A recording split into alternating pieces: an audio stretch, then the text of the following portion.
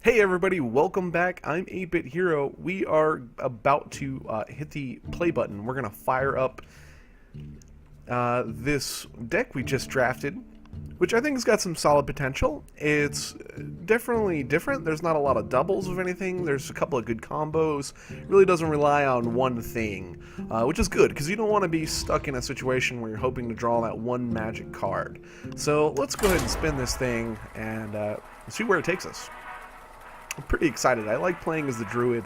They already have some great early game, especially with the hero power. I like the 2 mana for 1 armor, 1 attack. It's great for picking off some of the early things in case you don't draw a super low mana card and then kind of focus on mid to late game. Which Druid has a really good mid to late game here. I mean, we have lots of charge cards, lots of taunt and defense. We can really kind of stick in here. Versus Garrosh. So we're going to be fighting against Garrosh first. I must protect the wild. I think this is a good starting hand. We've got our 2-1 with stealth, so we can kind of sit on it, get our 2 damage in there, get it in there early, even if he armors up. We've got our Innervate in case we need to do a Keeper of the Grove drop. I'm happy with it. Let's do it.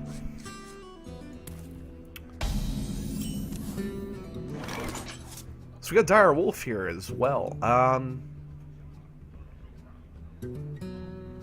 This is tempting. I could Innervate, drop the Dire Wolf next to the Worgen Infiltrator, have a 3-1 out there, not being touched, and put focus on the Dire Wolf.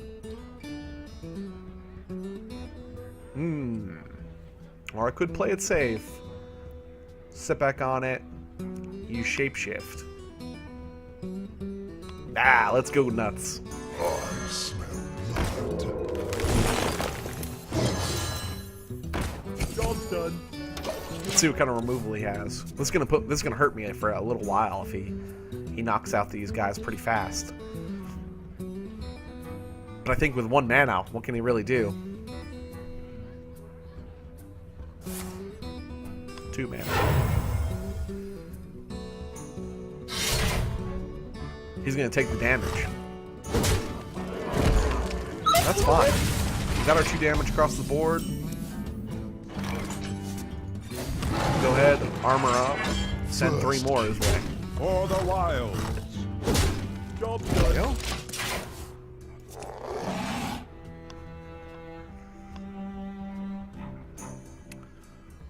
So he's most definitely going to take that and take another 2 damage, I believe.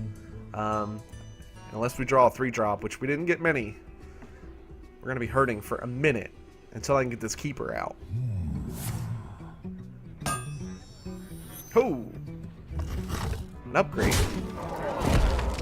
More damage across the board. I mean, we got him 7 down, plus we got some armor on us. Let's go ahead and make it 1 more. We're going to have to sit on this armor and probably take a good smack of 4 to the face.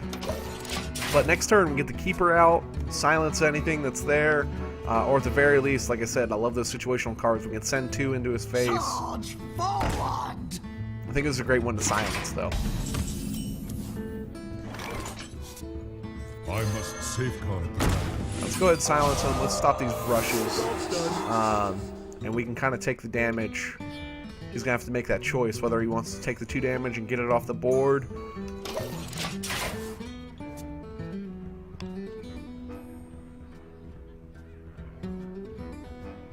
Or if he's going to send 6 down the range.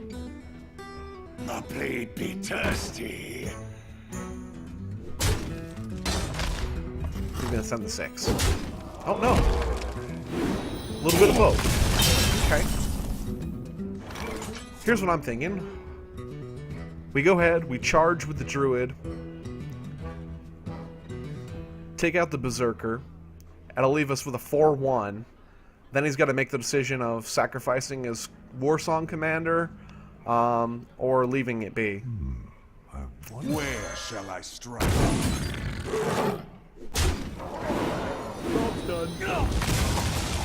So we don't want that thing sitting around for long. I think we end turn there. Next turn we can drop Argus and Mark of the Wild if he's still around, but otherwise we're going to drop the Wind Fury Harpy. Harpy it is. Maybe we can get Mark of the Wild on it. Start sending 6/6 Wind Furies across the board. For the war chief! I think that's exactly what we're going to do. He can take a hit from that.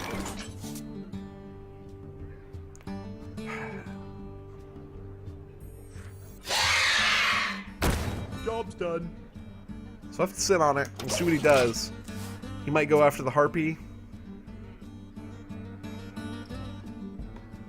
It's gonna be a tough call. I could have charged with the Knight and shapeshifted and taken 3 damage off of it, dropped me down to 22, but I didn't want to put myself down that low. I like staying at the life advantage over him.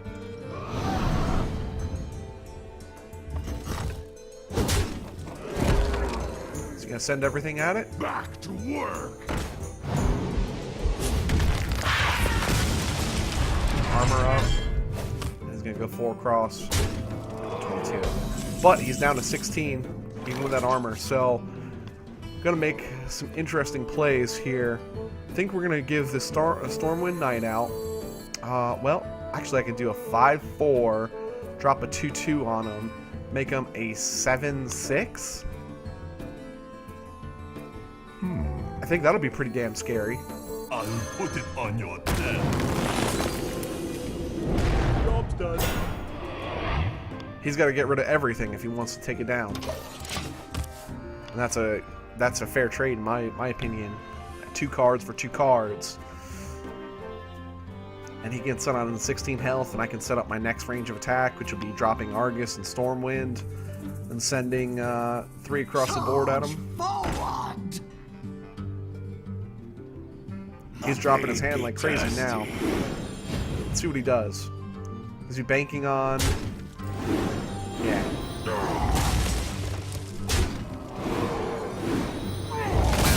He's banking on it. That's a great play by him. Now we got a couple of different other options. We can go get our 4/4 and a 2/2, put some minions on the board, put up some armor. I think we'll go with Argus and the Knight, though. Well, let's not mix up the order, For the right? king! Let's go Knight. My Argus shield him up. for Argus!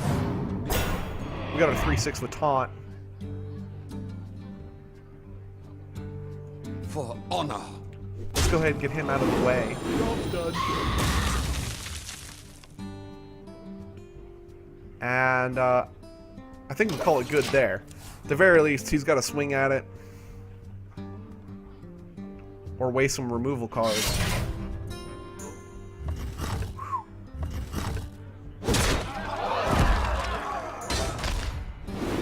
That's going to hurt a bit. Alright, now we really need to get this thing out of the way. So let's see what we have. Not what I was hoping to draw.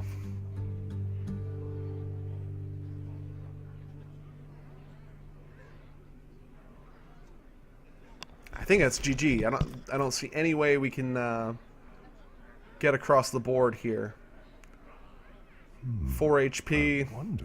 I mean, everything's going to be sitting for a while. I think we're out this one, sadly. Squire, attend me. Just dump, look impressive. Throw some armor up. Into the breach! For the wild. Send damage down the lane. Mess up. There's not too much you can do there. Drawing the Gore Howl was huge for him. What you looking at? We must cleanse the Sunwell.